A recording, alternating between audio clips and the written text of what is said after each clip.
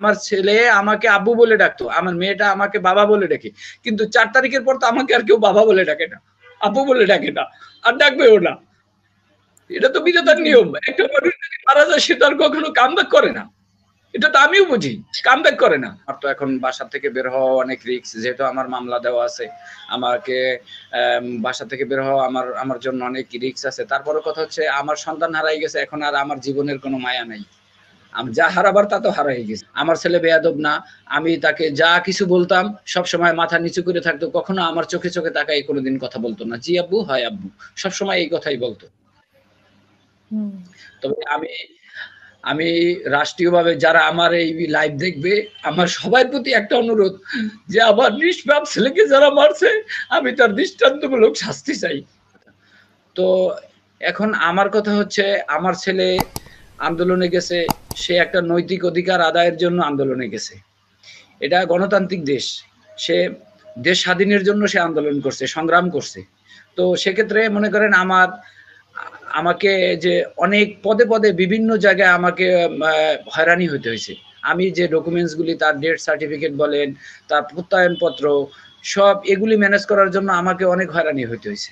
তারপরে যাই হোক, আমার কষ্ট হয়েছে, হয়রানি হয়েছে, আমি যেভাবে হোক আমার মেধা বুদ্ধি দিয়ে 5 তারিখে তো পতন হয়েছে, কিন্তু এরপরে কেন আপনাকে হয়রানি করতে হয়েছে? মানে যে ওদের সেটআপটা তো ছিল অবশ্য। হ্যাঁ, সেটআপ ছিল। যেমন আমি বলতে চাই সৎ সাহসের সাথে, সেটা হচ্ছে আমার যে 2 নং, এখানে যে আমি থাকি 2 নং ওয়ার্ডের যে কাউন্সিলর, উনি বিএনপি পন্থী মানুষ, আমি জানি। আমি ওনার কাছে 2 বার গেছি। আজও মনে করেন আমি শহীদ পরিবার, সে এখনো পর্যন্ত আমার সাথে এসে দেখা করতে পারে নাই। এবং আমাকে একটা প্রত্যয়নপত্র দিছে, প্রত্যয়নপত্রে লেখা আছে সে মারা গেছে। আমি তাকে জিজ্ঞেস করলাম যে আমার ছেলে তো মারা যায় না, আমার ছেলে তো শহীদ হয়েছে, আপনি এখানে লিখবেন যে আপনি প্রত্যয়নপত্রে উল্লেখ করবেন না আমার ছেলে বৈষম্য বিরোধী ছাত্র আন্দোলনে শহীদ হয়েছে, আপনি এই কথাটা লিখবেন। আমাকে কি করলো, বলতেছে না এগুলো এখন না, আপনার যে ডকুমেন্টস লাগবে এগুলো আপনাকে আমি পরে দিব, এই সেই, মানে আমাকে একটা ভাওতাবাজি বুস্টুস দিয়া আমাকে কমিশনারের কার্যালয় থেকে বের করে দিয়েছে। আমি 3 দিন তার কাছে ধর্ণা ধরছি, 3 দিন তার কাছে। এটা কি হয়রানি না? অবশ্যই হয়রানি, অবশ্যই হয়রানি। সে কিভাবে মানে মারা গেছে লিখে, এবং সে 3 দিন লাগবে কেন? আপনি তো, আপনাকে বরং ঘরে এসে দিয়ে যাওয়ার কথা। এবং সে যদি আমার পরিবারকে সে সমবেদনা জানাবে, আমার বাসায় আসবে, সে আজও পর্যন্ত সে আমার সাথে বা আমার বাসায় এসে আমার সাথে দেখা করতে পারে না, এবং আমাকে 2টা সান্ত্বনামূলক কথাও বলতে পারে নাই। আমি এখানকার ভোটার, আমি এখানে 24 বছর থাকি, সে এতটুকু সে আমার জন্য করে নাই। যাই হোক, সে তো আপনাকে ঘরে এসে দিয়ে যাওয়ার কথা, সান্ত্বনা তো দিবে, সেদিনে আসার কথা ছিল আপনার ছেলে। আপনি বলতেছেন যে হাজারো মানুষ আপনার বাসায় ধাক্কাধাক্কি করে ঢুকতে দিয়েছে, অথচ উনি একজন নেতা হয়ে উনি আসেন নাই, আসেনি। এরপরে হচ্ছে আমি ডেথ সার্টিফিকেট আনার জন্য আমি অনেক হয়রানি হয়েছি। যাই হোক, আমি ডেথ সার্টিফিকেটই করছি। এখন কথা হচ্ছে, আমি এই যারা শহীদ হয়েছে, আমার ছেলে সহ যারা এই বৈষম্য বিরোধী ছাত্র আন্দোলনের যোগদান করে যারা শহীদ হয়েছে, সবার আমার যেরকম বুক খালি হয়েছে, এরকম প্রত্যেকটা পিতামাতাই বুঝতেছে, যার সন্তান গেছে সেই বুঝতেছে যে সন্তান হারানোর বেদনাটা কত বেদনাদায়ক, উনি বুঝতেছে। এটা তো অন্য কেউ বুঝবে না। যে কথাটা আপনি শুরুতেই আমাকে বলছেন যে আমরা সান্ত্বনা দিতে পারবো, কিন্তু কথা হচ্ছে আপনাদের মনে যে দুঃখ, কষ্ট, যে বেদনা, এটা তো কেউ পূর্ণ করতে পারবে না, এটা কেউ পূর্ণ করতে পারবে না। তো এরকম তো প্রত্যেকটা মায়ের বুক খালি হয়েছে। আমার যেরকম একটা সন্তান, আমার বুক খালি হয়েছে, এরকম আমার ছেলে আমাকে আব্বু বলে ডাকতো, আমার মেয়েটা আমাকে বাবা বলে ডাকে, কিন্তু 4 তারিখের পর তো আমাকে আর কেউ বাবা বলে ডাকে না, আব্বু বলে ডাকে না, আর ডাকবেও না। এটা তো বিধাতার নিয়ম। একটা মানুষ যদি মারা যায় সে তো আর কখনো কামব্যাক করে না। এটা তো আমিও বুঝি, কামব্যাক করে না। কিন্তু আমার যেটা চাওয়া সেটা হচ্ছে আমার ছেলের মতো যত ছেলে শহীদ হয়েছে এরা যেন রাষ্ট্রীয়ভাবে শহীদের মর্যাদা পায়, এবং প্রত্যেকের যেন আমি মামলা দিছি, যারা মামলা দেয় না হয়তো তারাও দিবে। যাই হোক, প্রত্যেকের যেন ন্যায় বিচার হয়, এবং এর জন্য সুষ্ঠু তদন্ত করে সরকার যেন সবাইকে আইনের আওতায় এনে সবাইকে যেন সুষ্ঠু বিচার করে। আমি এই সরকারের কাছে আমার এই একটাই দাবি।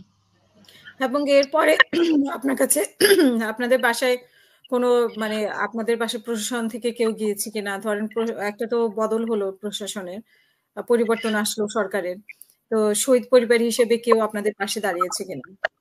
হ্যাঁ, আমার কাছে আসছে আমাদের বিএনপির উনি সাবেক এমপি ছিল আলহাজ ইলিয়াসউদ্দিন মোল্লা, উনি আসছে আমার মনে হয় 2 দিন পরেই উনি আসছে।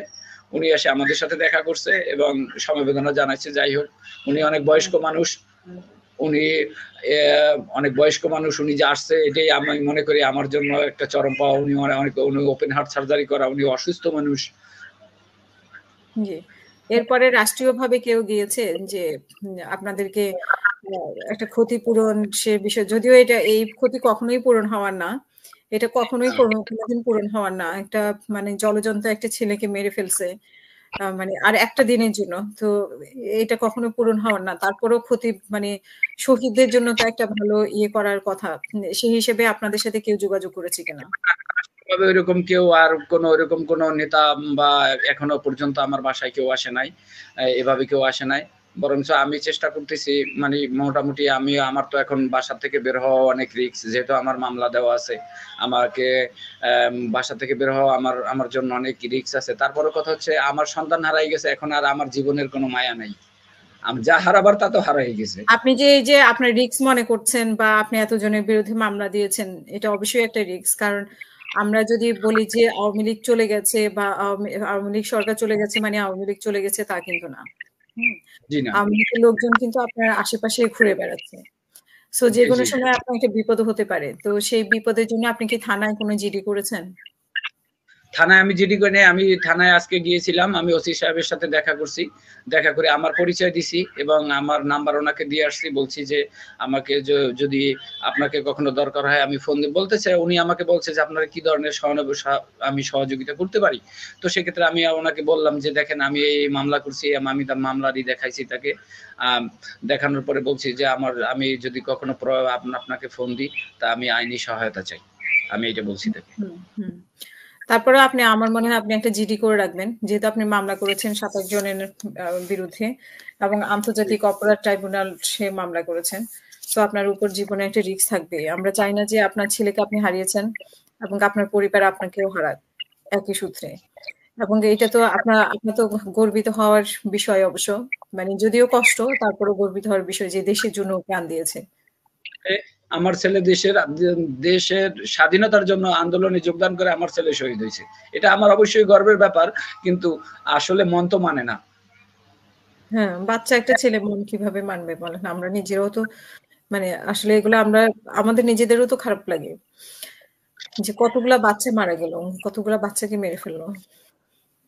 যাই হোক, আমরা চাই যে এটা সুষ্ঠু বিচার হোক এবং আপনারা যাতে নিরাপদে থাকেন এবং আপনারা সেই কষ্টটা ফিল আপ করতে পারবেন, কিন্তু রাষ্ট্র যাতে আপনাদের দায়িত্ব নেয়। একটা ছেলের সেই জীবনের মূল্য তো দিতে পারবে না, তারপরও আপনাদের উপর যে মানে নির্যাতন হয়েছে বা আপনারা যে জীবনের রিস্ক নিয়ে এখন মামলা করেছেন বা ও গুলিবিদ্ধ হয়ে মারা গেছে, কিন্তু আপনি বলছেন বা তার বন্ধুরা বলেছে যে খাটিয়া পর্যন্ত দেওয়া হয়নি।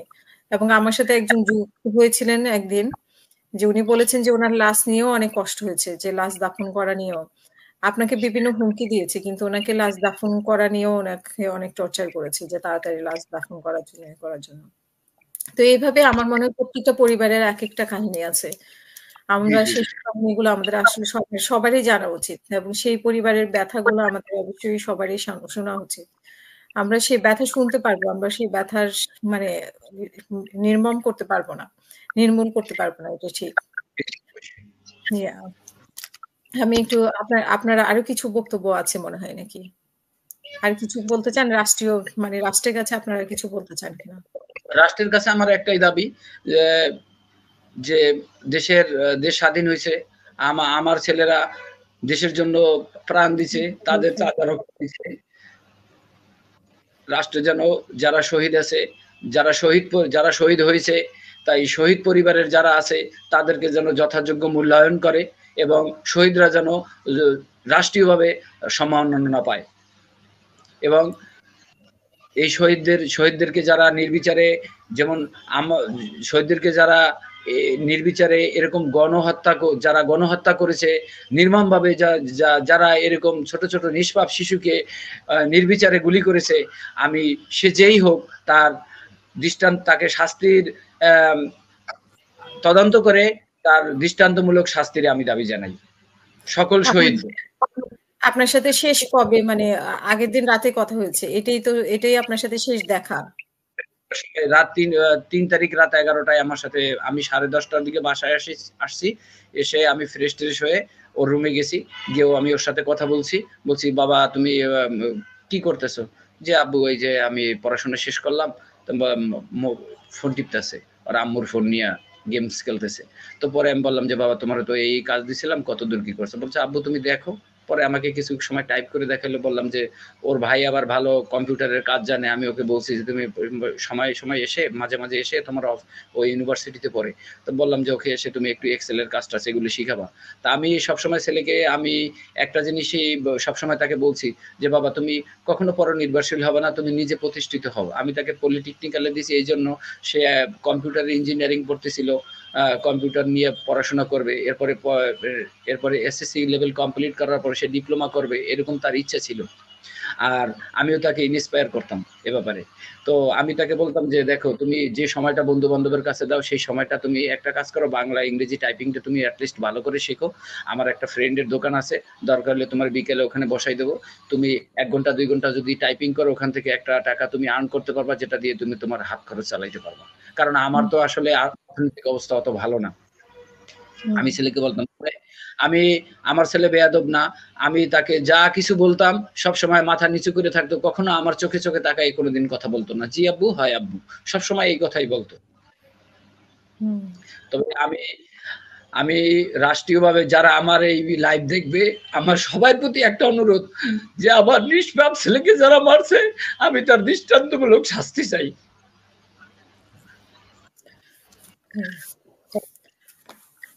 সেটাই আমরাও চাই যে মানে শুধু আলভি না, আলভির মতো যারা মরেছে এইভাবে, মানে অকালে প্রাণ দিয়েছে, দেশের জন্যই তো প্রাণ দিয়েছে, দেশের জন্যই দেশের জন্য যারা প্রাণ দিয়েছে সবাই শাস্তি হোক এবং সবাই রাষ্ট্রীয় মর্যাদা পাক। ওরা আরেকটা মুক্তিযুদ্ধ, মানে দেশের বিরুদ্ধে দেশের মুক্তিযুদ্ধ, সেই মুক্তিযুদ্ধে ওরা অংশগ্রহণ করেছে। আমরা তো কল্পনাও করতে পারি না যে আমাদের বাচ্চারা মুক্তিযুদ্ধে অংশগ্রহণ করবে। এখন সেরকমই একটা মুক্তিযুদ্ধে অংশগ্রহণ করেছে। আসলে এসব বাচ্চাদের ক্ষেত্রে সবারই ধারণা ছিল যে ওরা মনে সারাক্ষণ মোবাইল নিয়ে থাকে, দুষ্টামি করে, এই করে। অনেক সাহসী ছিল, কখনো ভয় করতো না, কোনো কিছুর প্রতি তার কখনো ভয় ছিল না, অনেক সাহসী ছিল, ছোটবেলা থেকে সে খুব সাহসী।